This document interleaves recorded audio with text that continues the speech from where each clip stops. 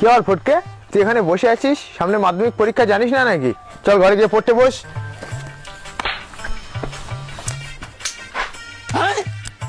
আমি এখন পড়বো না, পরীক্ষার অনেক দেরি। পড়বি না মানে? কদিন পর পরীক্ষা, মাধ্যমিক। পড়বি না মানে কদিন পর পরীক্ষা, আন্দাজ বুঝতে পারছে না? এত কষ্ট করে পড়াশোনা করাচ্ছি, তাতে ঘুরে বেড়াবা? আজকে সারাদিন ঘরে বই পড়বি, ঘর থেকে এক পা বাইরে বার করে দেখ। আজকে তোর পা আমি কেটে যদি না নিই, আবে সালে তুই কি করে আজকে ঘরের বাইরে বার হোস? আমি দেখছি, আমি ঘরের বাইরে বসে আছি।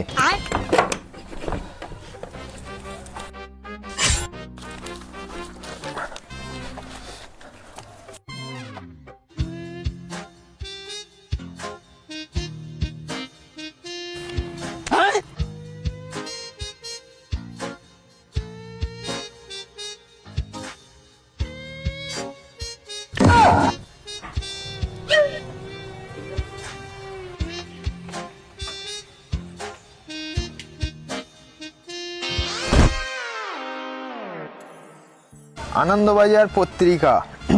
সকল বাবা মাকে জানানো হচ্ছে যে আপনার ছেলে মেয়েদের গাইডে রাখবেন। এবার মাধ্যমিক পরীক্ষার প্রশ্ন বড়ই কঠিন আসিতে পারে, ভালো করে না পড়িলে ভ্যানও চালাইতে পারে। বা ফটকে, তোর গলার সাউন্ড এত স্লো আসছে কেন? বই পড়ে গলা ভেঙে ফেল। আমার মনে হচ্ছে যে এবার তুইও ভ্যান চালাবি, পড়াশোনায় তোর মন নেই। নাম্বার 2, ভূগোলের ধারণা। আমরা পৃথিবীতে বাস করি। পৃথিবী আমাদের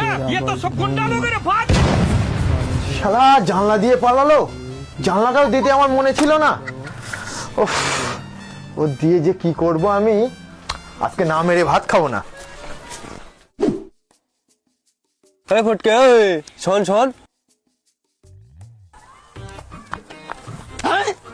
কখন তো ডাকছি শুনতে পাচ্ছিস না? কি হয়েছে তোর?